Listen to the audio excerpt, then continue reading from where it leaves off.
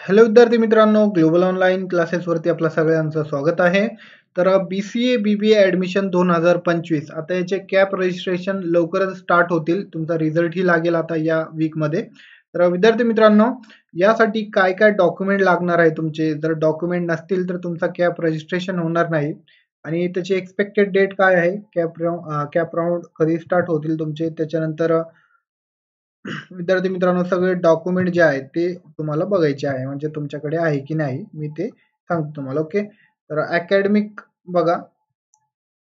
Academic म्हणजे 10वीचे तुम्हाला result लागणार आहे, त्याच्यानंतर 12वीचा रिझल्ट लागणार आहे. त्याच्यानंतर विद्यार्थी मित्रांनो, एंट्रन्स एक्झाम मध्ये काय तुम्हाला स्कोर कार्ड आणि CET ऍप्लिकेशन फॉर्म जे तुम्ही ऍप्लिकेशन भरलं होतं तर ते तुम्हाला ऍप्लिकेशन ही लागणार आहे. त्याच्यानंतर आयडेंटिटी प्रूफ साठी तुम्हाला आधार कार्ड ते लागेल, किंवा तुम्ही मग पेन कार्ड वगैरे जे गव्हर्नमेंट आयडी असतं तर ते तुम्ही तिथे अपलोड करू शकतात.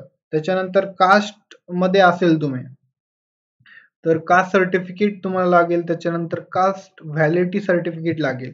जर विद्यार्थी मित्रांनो तुमच्याकडे कास्ट सर्टिफिकेट नसेल तर तुम्ही आत्ताच ऍप्लिकेशन करू शकतात आणि ते 10-12 दिवसात येऊन जातं. त्याच्यानंतर कास्ट सर्टिफिकेट असतं, बट कास्ट व्हॅलिडिटी सर्टिफिकेट नसतं बऱ्याच जणांकडे, तर ते पण तुम्ही ते ऍप्लिकेशन करू शकतात त्याला. ओके, नॉन क्रिमिलियर सर्टिफिकेट लागतं. EWS मध्ये असेल तर EWS सर्टिफिकेट तुम्हाला लागतं. Special economic background class, EWS म्हणजे काय, स्पेशल इकॉनॉमिकली वीकर सेक्शन असतं. त्याच्यानंतर special economic background class certificate if applicable असाल तर हे पण तुम्हाला लागेल. ओके, तर अशा प्रकारे विद्यार्थी मित्रांनो तुमचा कॅप राऊंड कधी स्टार्ट होऊ शकतो बघा. 15 नंतर तुमचे कॅप राऊंड स्टार्ट होऊन जातील. ओके, 15 तारखेपर्यंत तुमचे जे आहे कॅप राऊंड स्टार्ट होतील. त्याच्यानंतर तुम्हाला रजिस्ट्रेशन करायचं असेल आणि त्यानंतर तुम्हाला कॉलेज निवडण्याची यादी तिथे दिली जाईल. ओके, तर अशा प्रकारे विद्यार्थी मित्रांनो हे काही डॉक्युमेंट आहे.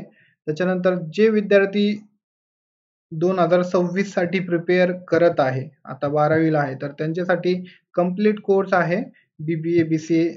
त्याच्यानंतर BBM आणि BMS या CET एक्झामसाठी. त्यामध्ये तुम्हाला डेली लाईव्ह लेक्चर भेटणार आहे. फुल सिलेबस मॉक टेस्ट तुम्हाला दिलं जाणार आहे. नोट्स दिले जाणार आहे. MCQs क्वेश्चन बँक, त्याच्यानंतर PYQs मराठी आणि इंग्लिश हे दोन्ही लँग्वेजमध्ये स्टडी मटेरियल अवेलेबल आहे. हे तुम्ही जर कोर्स जॉईन केले तर इझिली तुम्ही 85 इथे क्रॉस कराल. ओके, 85 जर तुम्ही क्रॉस केलं तर कोणत्याही कॉलेजमध्ये तुम्हाला ऍडमिशन भेटून जातं इझिली. ओके, तर याची फीस फक्त 2000 रुपये फीस ठेवलेली आहे. आपण या नंबरवरती तुम्ही कॉन्टॅक्ट करू शकतात आणि कोर्सला जॉईन करू शकतात. तर अशा प्रकारे विद्यार्थी मित्रांनो हे कोर्स आहे. तर लवकरात लवकर कोर्सला जॉईन करा जे विद्यार्थी 2026 साठी प्रिपरेशन करणार आहेत, तर त्यांच्यासाठी हे चांगली अपॉर्च्युनिटी आहे. ओके, त्याच्यानंतर ऍडमिशनच्या टायमाला जेवढे आपण डिस्कस केले तेवढे तर लागतातच. त्याच्यानंतर ट्रान्सफर मायग्रेशन सर्टिफिकेट, तर हे कोणाला लागतं बघा. ट्रान्सफर मायग्रेशन सर्टिफिकेट जे आहे, लिव्हिंग सर्टिफिकेट तर लागतंच तुम्हाला, TC. त्याच्यानंतर मायग्रेशन म्हणजे काय, आता मला इथे पुणे युनिव्हर्सिटीचा मी विद्यार्थी आहे. ओके, पुणे युनिव्हर्सिटीचा विद्यार्थी आहे आणि मला अमरावतीमध्ये ऍडमिशन घ्यायचं आहे, तर मला इथे जे आहे मायग्रेशन सर्टिफिकेट लागेल. ओके, तर अशा प्रकारे विद्यार्थी मित्रांनो हे मायग्रेशन सर्टिफिकेट तुम्हाला ऍडमिशनच्या टायमाला लागतो.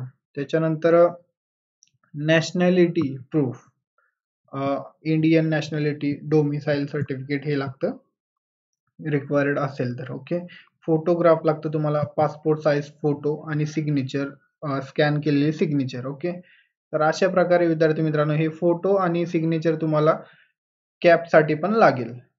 तर हे काही डॉक्युमेंट आहे, यामध्ये सिग्नेचर पण नोट करून घ्या. ते स्कॅन करून तुम्हाला वरती पाठवावं लागते. ओके, तर अशा प्रकारे विद्यार्थी मित्रांनो ही आजची माहिती होती. तुम्हाला जर यामध्ये काही डाऊट असेल तर तुम्ही कमेंट सेक्शन मध्ये कमेंट करा, मी रिप्लाय देण्यासाठी प्रयत्न करेल. थँक्यू, धन्यवाद. तुम्हाला जर व्हिडिओ आवडला असेल तर लाईक करा आणि आपल्या चॅनलला अवश्य सबस्क्राईब करा. भेटूया आपण नेक्स्ट अपडेट.